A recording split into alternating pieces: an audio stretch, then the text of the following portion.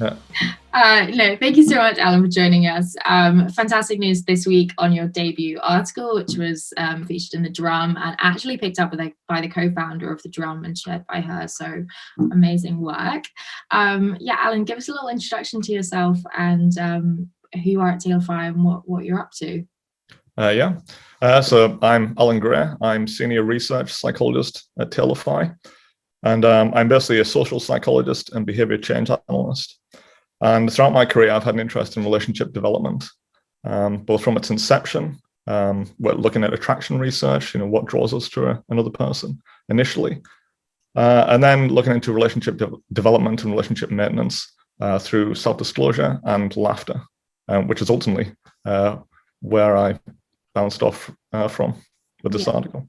For this article, so you've written specifically about laughter and its implication in influencer marketing, but let's go into the basis and kind of discuss, why did you pick laughter as your first kind of topic to unpack in its role of building relationships?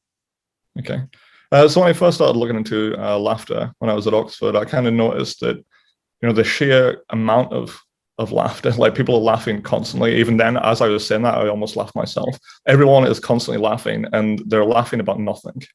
It's not about jokes. It's not a response. It's just something that people do, and people do it in order to kind of feel connected to someone.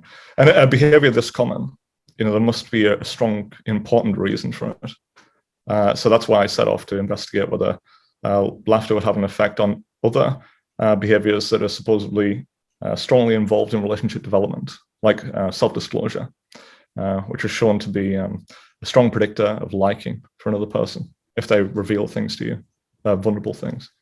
So the more you laugh, the more you build a relationship with the other person, because it allows you to self-disclose more? So typically self-disclosure is a tit for tat kind of thing. It's a reciprocal relationship where if I say something vulnerable about myself, the likelihood that you'll return the favor and say something vulnerable about you is high.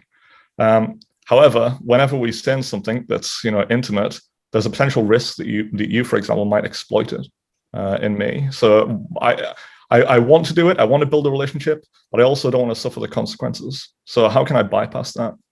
Well, my idea was that laughter might be a means to encouraging you to kind of reveal everything about yourself without me having to pay the price. So I don't have to reveal much about me. I just, make jokes and you tell me everything. Right, it's kind of like when you've written a text message and you add lol at the end just to like kind of make it a little less dangerous, risky, and then you quickly delete that. Yeah. So when we're looking at then influencer marketing and how influencers are using laughter within their videos, how are we seeing this building that relationship with the audience and building that trust? So I think there are several angles we can come at it from. One is with the influencers themselves. So many influencers obviously have other people in their videos, their friends, their family, sometimes even collaborations with other successful influencers. And, if we see those people together, they're probably going to laugh, because when people are together, they just laugh. That's what people do. And that's going to encourage the likelihood that they'll reveal intimate information about themselves, which in turn will increase the likelihood that their followers will like them.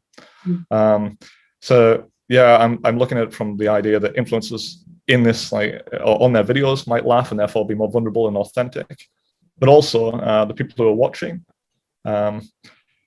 they too might laugh, and then they might be more likely to reveal that themselves in the comments, which will also probably predict an ultimate purchase. So should brands be going up to their influencers and saying, I want you to fake laugh throughout the whole thing so that your audience trusts you more?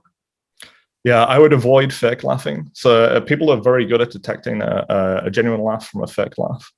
And genuine laughs have distinct acoustic properties that differentiate them from fake laughs too. So a genuine laugh often starts with a very loud burst, and then it kind of peters off in volume. It also it's very repetitive. The bursts are quite short, but the whole laugh cycle can kind of go on for quite some time, a lot longer than a fake laugh. So there is different properties to a genuine laugh from a fake laugh, but more than that, people are just very good at detecting the difference. And there's actual in brain scan studies, people process a genuine laugh differently from a fake laugh. We're kind of looking for a reason when we hear a fake laugh, and responding emotionally to a genuine one. So yeah, people are very good at detecting this, not necessarily picking out those acoustic properties, but the acoustic properties are there. That's so interesting. So I guess the thing that sets us apart for influence marketing versus other marketing is that you are able to have that person create that genuine laughter in their videos, whether it's them speaking directly or them doing a collaboration with someone else, versus we just put a TV ad of someone laughing. I imagine that's quite a set up scripted thing. Yeah, I mean, traditional advertising is a large abstract corporate entity trying to reach out to a vague audience, whereas with influencer marketing, it's a kind of more one-on-one. It's a kind of, it's a relationship. So the laughter it won't just be about jokes. It will be a more genuine social laugh that will be occurring. Whereas traditional adverts, because it's so abstract, they just have to, to wing and a prayer. They write some jokes and hope that they're going to get some laughs. But we know that people tend to laugh in accordance with their implicit biases as well. Humor is very much related to like your subconscious bias or biases. So with influencer marketing, there's going to be a strong correlation between the follower and the influencer in biases and worldviews. So the likelihood that they'll laugh at the jokes will also increase. That's so, I'm so excited to see what you come out with next as well, because I know this is just one of 20 insights that you've kind of been breaking down in a whole toolkit for us to distribute. So I won't spill any more secrets before all of that comes out, and we slowly drip feed stuff. But thank you so much, Alan, for speaking with us today and sharing those insights. Thanks.